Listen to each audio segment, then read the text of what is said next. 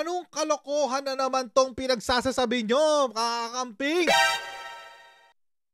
Sinasabi nyo, nagpapanik si VP Sara? Anong kalokohan yan? Sige, puntahan natin yung balitang yan ngayon. Panoorin natin to. Wala nang patumpik-tumpik pa. Panoorin natin itong balita ng UNTV kanina. Natataranta na umano ang kampo ni Vice President Sara Duterte Natataranta daw? ng Kamara ng Confidential Funds para sa taong 2024. Ito ang pananaw ng dating tagapagsalita ni Vice President Leni Robredo at former Akbayan Party List Representative Barry Gutierrez kasunod ng paglalabas ng pahayag ng ama ni VP Sara na si dating Pangulong Rodrigo Duterte kaugnay ng issue.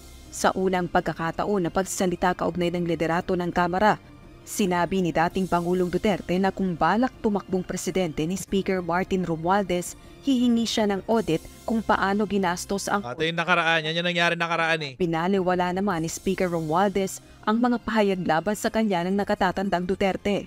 Sa isang pahayag, iginiit nitong wala silang balak tumigil sa pagtatrabaho upang maipasa ang priority bills ng pinsang si Pangulong Ferdinand Marcos Jr. Actually mga kutsero, ito yung kay Martin Romualdez. Yung lagi niya pinangsasangkalan si Presidente. Nahalata na ako Lagi sangkalan talaga mga kutsero. Mamaya pag-usapan pa natin yan. Hindi rin anya makapipigil sa kanila ang labis na ingay. Ingay lang daw. Kalilipas mula nang i-anunsyo ng Kamara ang pagtatanggal ng confidential funds sa kanyang tanggapan at Department of Education, wala pa ring public statement si VP Duterte kaugnay ng issue. Wala rin itong tugon sa mga pahayag ng kritiko sa kanya.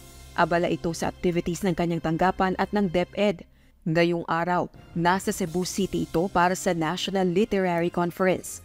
Araw naman ng Miyerkules, October 11, nag-courtesy call sa kanya si Finland Ambassador to the Philippines, Juha Marcos Pico. Noon lamang October 9 nang mag-courtesy call din kay VP Duterte. Busy! British Ambassador si Evren Aquiol. Rosa Licoz, UNTV News and Rescue. Diyos ang aming sandigan, serbisyo publiko ang aming pinahahalagahan. Nakakatawa lang talaga mga kutsero. Totoo lang. Nakakatawa dito yung statement unahin natin isa-isa. Isa-isahin natin mga kutsero Wait lang. May lalagay lang ako article. Yan. Isa-isahin natin mga kutsero. Una, etong ang nagsabi ng nagpapanik daw si VP Sara. And none other than yung dating EA, Executive Assistant yata to si Barry Gutierrez. EA ni Leni Robredo. As if your opinion matters, Brad. Puntahan natin yung article. Hindi ko alam ba't pinick up to ng UNTV Totoo lang. Kasi, really? Saan ba to nanggaling? Ito ay reaction doon sa sinabi ni Trillanes. Isa pang irrelevant Brad. Bago natin ituloy ang topic na pinag-uusapan natin, mag-shoutout muna tayo sa mga kaibigan natin sa Sendwave. Kung kayo ay nasa US, UK, Canada, Italy, France, Spain, Ireland, and Belgium, at kayo po ay magpapadala ng inyong mga remittances sa Pilipinas at gusto nyo na walang remittance fees, gamitin nyo na po si Sendwave mga kudyero. Ang gagawin nyo lang ay i-download ng Sendwave app, gumawa kayo ng account, lagay nyo ba account details dyan, at pwede kayo magpadala sa GCash, sa mga bangko at iba't ibang mga pawn shop sa bansa. At kapag ginamit nyo po ang aming promo code na Coach Jared ay may karagdagang pang $20 free credit, kayo na makukuha as a gift of Sendwave. Kaya yan mga kudyero, gamitin na po si Sendwave for all of your remittance needs. What Congress did in removing the confidential funds of VP Sara is a bold and courageous move. Duterte just came out trying to bully people into submission again. May binully ba? Parang, well, even if he did, sabihin natin he did bully. Ako para sa akin, hindi naman pambubully yun. Pero, even if he did, sabihin natin binully. Would you, mabisisi nyo ba yung tao? Anak niya yan? Pag anak niyo yung pag anak niyo yung niraratsyada in public, 'di ba? Yung pinapahiya in public. Tatahimik lang kayo? Walang ganoon, wala kang kwentang magulang kung ganoon, 'di ba? So, hindi niyo masisisi rin yung tao. But anyway, Tapos sabi niya, hold your ground. ICC lang katapat niyan. Magtatago ulit yan sa Colombo niya. ICC. Hindi ka makapasok ng Pilipinas eh. Hindi ka makapasok ng Pilipinas, ICC eh. Gagamitin niyo yung ICC. Anong kabubuhay niyan, Trillanes? At ito yung ito yung pinagbasihan ng post nung balita pala ni UNTV. Sabi, you know they're in panic mode kung kahit yung matanda ay nilabas na to do what he does best, manakot at paguluhin yung usapan. Okay. Ang klaro, wala pa rin silang sagot sa simpleng tanong. Saan nyo ginastos ang bilyon-bilyon na confidential funds? Bilyon ba? Kasi pagkaalam ko, yung confidential funds ni VP Sara is around 125 million. Million! 125 million noong 2022. Kaninong bilyon-bilyon ba ang pinag-iisip mo? Hindi ka updated, boy.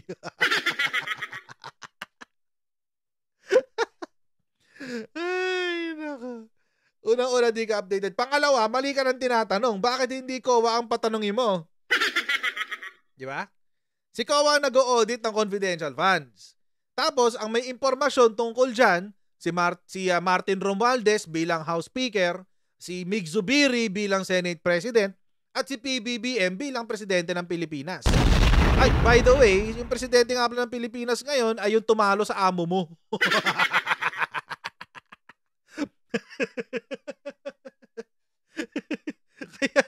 kaya ganyan kayo, kaya nagwawala. But anyway. Pati yung tanungin niya si Presidente. Kasi siya ang pwede mag-declassify niyan. Pangalawa, ba't di mo tanungin si Mig Zubiri? Pangatlo, ba't di mo tanungin si Speaker Romualdez? Sila yung may impormasyon tungkol dyan eh. Diba, nakasulat doon sa COA Circular 2015. Nakasulat doon. Ang report kung paano ginastos ang pera ay ipapasa sa COA, sa Presidente, sa Senate President, at sa House Speaker. Ba't di sila yung magsalita? Ba't di sila yung tanungin nyo? Ba't pinanggigigilan nyo si OBP? Di ba? Ba't kaya gano'n? No? Alam nyo, mga kutsero, ako natataka ako paminsan-minsan. 4 na opisina yan. Actually, 5 kasama si OVP. 5 opisina yan. Pero pinanggigigilan nila si OVP. Bakit? Kasi mga kutsero, natalo na sila noong 2022. Wala na silang pake kung masisira pa nila si PBBM or hindi. Kasi tinry na nilang sirain ang pangalan ng Marcos for the past 30 plus years pero hindi kumagat. Lalo na ngayon na nadidismiss isa-isa ang mga kaso na sinasabi nilang nagnakaw daw ang mga Marcoses, nadidismiss isa-isa. Napapahiya sila lalo. So pag binatikos mo si PBBM, it's pointless. Okay. Tsaka elected na eh. Ano pa magagawa nyo? Wala na. Hindi nga kayo makapag-file ng election protest, di ba? So, yan. Bakit hindi na mabati ko si Mig Zubiri at saka si Romualdez?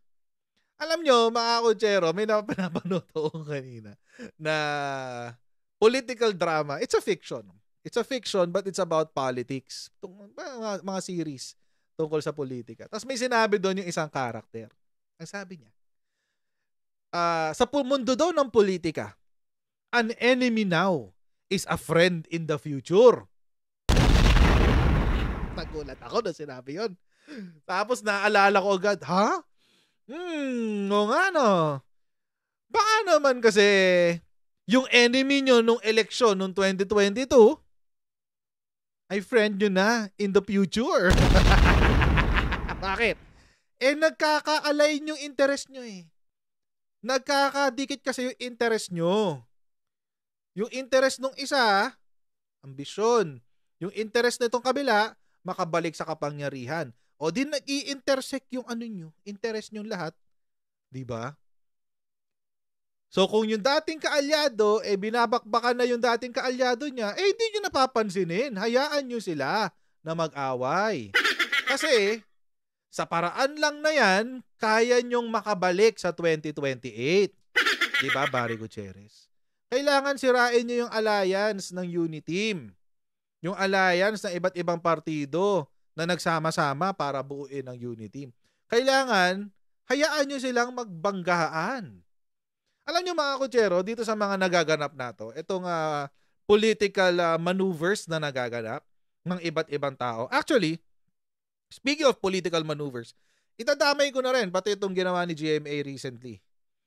Speaking of political maneuvers na ganyan, alam nyo yung naikinabang lang dito? Mga dilaw. Mga dilaw. Mga dilaw ang pink CPP. Sila lang ang happy na nanonood at pinapanood na yung mga dating magkakampi nagbabakbaka na. Sila lang. Sila lang yung happy. So anong gagawin nila? Gagatungan nila yan. Gagatungan nila ng gagatungan. Di ba? That's how you defeat a strong enemy. That's how you eat an elephant. One slice at a time. You cannot eat an elephant. Di mo makakain ng isang elepante ng one time, big time. Hindi. Chop-chopin mo. Unti-unti. Hanggang maubos mo siya. Ganun po ang ginagawa nila ngayon. Dahil yung interest itong isa, unwittingly, no, kahit hindi naman sinasadya, unwittingly, nagkakapareho sila ng interest. Ano yung interest? Bakbaka na yung OVP. Bakbaka na si VP. Para sa 2028, medyo kaya natin yung laban. Ganon. So, ang mangyayari, pagdating sa 2028, I would assume na by the time ng 2028, malakas pa rin si VP Sara. Pero, dahil nabakbaka na, we don't know. Baka medyo may fallout na ng support kay VP Sara. Pagdating ng 2028. By the way, mga kutsero, malayo pa ang 2028. May 5 taon pa. Kaya ang aga nila bumakbak. Daig daw na maagap ang masipag. Sabi. Ayan. Pero does VP Sara really need... Nagpapanik ba talaga siya? Nagpapanik ba siya? Ang totoo, hindi. Ang totoo niyan, mga kutsero, busy. Una, puntahan natin yung Facebook page niya kasi dito lahat ng mga updates sa buhay niya. Una, kanina, galing siya sa commencement exercises, graduation. Yung University of Perpetual Help System Dalta. Galing siya dyan. Nag-speak siya sa graduation. Ayan. Ng UPHR. Okay. Next. Galing siyang Butuan. Ditong isang araw. Namigay siya ng tulong medikal para sa mga bata. TB dots yata ito eh. Ayan o. Namigay sila ng gamot. Namigay sila ng gamot through the OVP Satellite Office ng Caraga. Busy ang lola nyo. Ano pa? Walang time magpanik kasi busy. Naikipag-meeting sa iba't ibang mga dignitaries. Diba? Courtesy call ng Finland. Si Juha Marcus Pico o Paiko. Hindi ko alam kung Pico o Paiko yan. I'm sorry if I'm butchering your last name. Pero hindi ko yun lang pagkakaintindi kong basa. Pasensya na. Ito pa. One day ago, Antipolo. Meron siyang program ng matatag. Diba? Busy ang lola nyo. 2 days ago, Butuan ulit. Baka isang lakad lang yung Butuan. Ito pa, may bisita rin no October 9. Turkey. Busy kasi. Hindi nagpapanik kasi busy. 3 days ago. Davao City, 3 days ago. Tapos sasabihin nila pa-VIP daw sa Commonwealth. Mga baliw eh. And mga kutsero, it's not as if VP Sara needs help.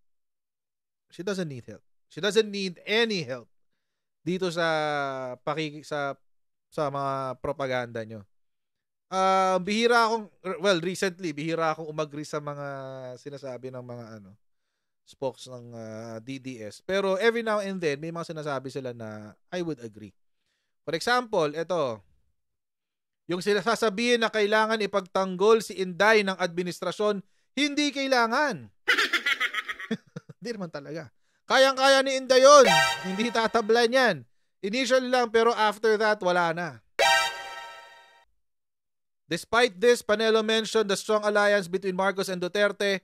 On a personal level, as far as their demeanor shows, ay mukhang okay na okay pa silang dalawa. So, sino ba yun? Si Malutikia yata yun eh. Mga kasama ni Panelo. Sabi niya, bakit tahimik ang Bongbong Marcos sa pag-atake kay VP Sara? Well, again, VP Sara can handle her own. And yun na rin sinabi ni Atty. Panelo. I'm sure she has enough experience sa politika. And this is a great learning experience din sa kanya. Na matutunan niya paano ma-navigate ang mundo ng politika sa national level. So this is really a good learning experience for her. Let it be. Let it be. Let it be. Huwag nakakanta, please. Okay, game. So ayun. She doesn't need help. Ba't siya magpapanik? Busy nga, napakaraming ginagawa. Oh. Palibasa kasi kayo, mga panikero kayo eh. Kasi nung election, nagpanik kayong lahat eh. Hindi nyo kinaya yung laban eh. Kaya yan, medyo pa-relevant ng konti, di ba? Actually, medyo natawa lang din ako dito sa pangalawang So, yun yung first part, yung kay Barry Gutierrez, no? Yun yung first part ng balita. Second part ng balita, eto. Yung tungkol dito sa sinabi ni Romualdez, no, dahil sa mga binanggit daw ni Duterte.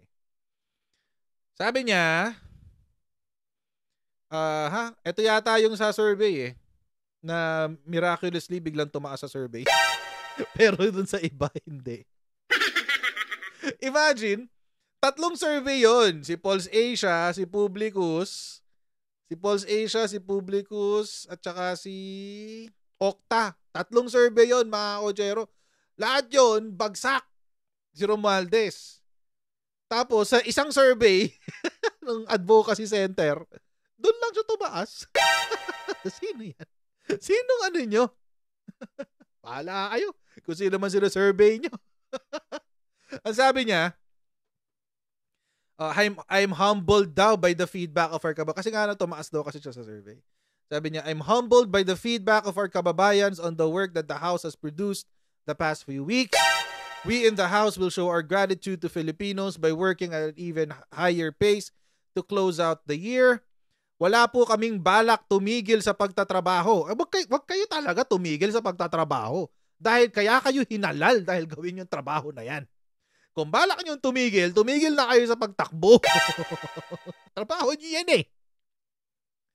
Diyos ko. We are hyper-focused completing the legislative master plan of President Ferdinand Bongbong Marcos, no matter the extraneous noise that come our way. Ingay lang daw. Wait. Ito yung ito yung nakakatawa mga kotsero. Palagi nilang ginagawang pangsangkalan si PBBM. Pag binabati ko, actually, most of them, kapag binabati ko sila, lagi nilang sinasabi, kasi gusto lang namin sundin, sumusuporta lang kami kay PBBM, etc., what have you. Well, politicians will be politicians. Isasabit nila yung mukhang gatas na gatas ang pagiging pinsan dito. Pero biglang no matter the extraneous noise, biglang ingay. Really? Ingay? Actually, hindi ng parang sinabi ni Villapuerte. Isa sa mga to biglang tumawid sa majority to Dati minority to. Sa halip na gumawa ng mga imbentong kwento, magtulungan na lang tayo. Change topic bigla. Lahat naman tayo ay apektado dito. Tapos na ang panahon ng mga siraan, mga aligasyon na walang basihan at haka-haka lamang. Pagkakaisa ang tamang paraan para malunasan natin ang mga problema kinakaharap ng ating bansa. Wala namang problema dyan. Okay lang naman yun. Walang problema sa magkaisa, etc., etc. Pero bakit biglang nung pinag-usapan ng extraordinary funds, gusto nyong wag na lang pag-usapan? Bakit nung pinag-uusapan na natin, di ba nung una, di ba? Ang sabi, may confidential funds daw, na nasunog. Yung nagkalat daw ng confidential funds, sabi ni Mig Zubiri. Nasunog daw eh. Walang problema. Mali naman kasi talaga, hindi siya confidential funds. It is extraordinary funds. Pero, bakit ngayon, nung pinag-uusapan na yung extraordinary funds nyo, by the way, babalik ko lang yung usapan na gumastos kayo ng up to 5 billion pesos. 5 billion pesos of your extraordinary expenses nung 2022. Gusto nyo mag-change topic. Ayaw nyo ilabas yung expenses na yan. Baka naman. Diba? Diba gusto nyo ng magandang gusto nyo ng malinis na na gobyerno. Gusto natin lahat yan. Gusto natin mawala ang unnecessary expenses. Tama yan. Go ako dyan. Sige. So bakit hindi natin muna umpisahan dito sa extraordinary and miscellaneous expenses ng House of Representatives? Kasi kayo yung pinakamalaki. Kayo yung pinakamalaki, 4.98 billion or 80.48% ng gastos ng extraordinary funds ay nanggagaling po sa House of Representatives. Tapos sasabihin nyo sa amin, tapos na ang panahon ng siraan, mga aligasyon na walang basihan at haka-haka. What? Ito ay galing sa, ano bang report ito? Nandito yung link. Annual Financial Report for National Government, Volume 1, 2022 po yan. Congressman Villapuerte, may you do the honors? You want to do the honors? Labas natin yung certificates, yung mga certifications natin sa extraordinary expenses. Bakit gusto niyo i-change topic to? Kasi 4.98 billion to, mga kutsero, napakalaki na ito. Hyper-focus tayo. Hyper-focus tayo sa hyper-focus tayo sa legislative agenda, legislative master plan ni President Bongbong Marcos. Kasi pinag-uusapan na yung extraordinary funds no? Lolokohan tayo ng ganyan. Naglolokohan tayo ng ganyan. Alam nyo, mga kutsero, sabi ko nga po sa inyo, hindi po ako yung loyalista po ako, pero hindi po ako yung ordinaryong loyalista. Tayo po yung loyalista na marunong mag-isip. And by the way, it seems merong ito na lang. There's no other way of introducing this. Medyo natawa lang ako sa article nito ni Krappler. Sabi, ang aga, Sara Duterte and Arroyo visit Iglesia ni Cristo leader, Manalo. Wala namang masama dyan. Okay lang naman yan. Nakakatawa lang yung nilagyan nila ng mali siya ni Krappler. Si VP Sara. Kasi sabi niyo, sabi ng Krappler, why does it smell like 2028? Pag nagsusulat si Krappler, ang tanong ko palagi, why does it smell like crap? Why does it smell like BS? Sabi, why does it smell like 2028? In what looks like images from an election year, Vice President Sara Duterte and her political godmother, quote-unquote, former President Gloria Macapagal Arroyo paid separate courtesy calls on Iglesia ni Cristo, Executive Minister Eduardo Manalo. Duterte visited on Manalo on October 2, followed by Arroyo 4 days later on October 6. Yun ang sinabi. Okay. So yan yung ganap nila. Ngayon, mga kutsero, hindi ko alam kung anong dramang meron. In my opinion, nothing against the INC. It's just, courtesy ko lang naman, wala namang masama dyan. I think VP Sara should start to stay away from Aling Maliit. Kasi mga kutsero, naalala ko dati, nung panahon na sumabog yung issue ng Tambaloslos, nabanggit ko na to Sinabi ko na VP Sara should start distancing herself from two people. Si Romualdez at saka si GMA. Bakit? Kasi sa totoong buhay, silang dalawa yung tambaluslus. In my opinion. Kasi tulad nito, lahat ng gagawin ni VP moving forward now that si Martin Romualdez has shown his colors. Lahat yan, lalamatan na ng mali siya yan. Lalo na pag napasama pa siya, yung pangalan niya ay naisama pa sa pangalan ni GMA. It won't be good for her. Well, it's diskarte naman nila yan. But majority of Filipinos don't really have that high opinion of GMA. Okay, siguro kung if it's a political move, etc. Si GMA talaga siya magaling talaga siya sa pagda-navigate ng politika. Marunong siya mag-navigate ng politika. And that's at best that's what I can say about her. Yun ay magandang pwede kong sabihin sa kanya. Other than that, well, it's her political career naman. But alala ko dati. Na nga lang. Sa ako na sabihin yan pag tama na yung panahon.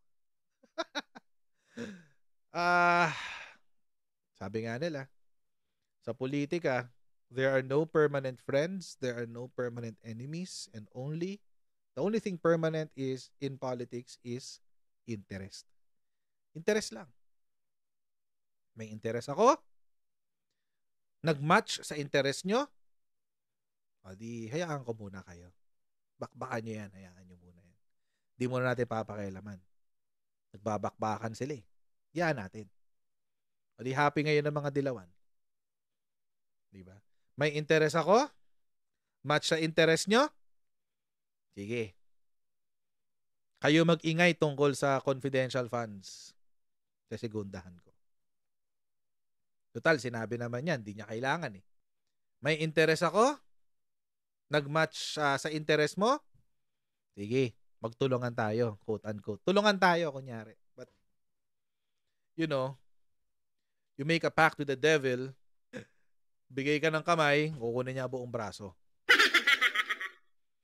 So, I don't know kung I don't know who's giving VP the advice as far as her political moves are. So far, yung pagiging tahimik niya sa confidential funds is a good thing. Ito lang talaga yung na-associate siya lagi kay GMA. Yun yung medyo nakaka-off. At saka yung yung pananahimik niya sa West Philippine Sea. Medyo hindi... Alam nyo mga kotsero, ito yung mga issue na malapit talaga ngayon sa puso ng tao, ng Pilipino Inflation, West Philippine Sea, trabaho. Common naman na yun. Trabaho, pera, inflation. But ito bago, yung West Philippine Sea. And I would suggest na if makarating man to kay VP, I don't know if it does, but if it will, I would suggest na pag-isipan niyang maigi yung posisyon niya sa West Philippine Sea. Kasi associating herself with China at this point in time, lalong-lalo na nakikita natin yung pang-aabuso na ginagawa ng China laban sa mga Pilipino dyan sa West Philippine Sea. It's not going to work for her benefit. So, siguro pag-isipan niya maigi. Pero kung talagang kumbinsido siya na kailangan niya si China, yun lang. Diba? Parang, sana hindi. Sana hindi. Sana magbago isip niya. Tagal pa naman. May 5 years pa naman para magbagong isip, diba?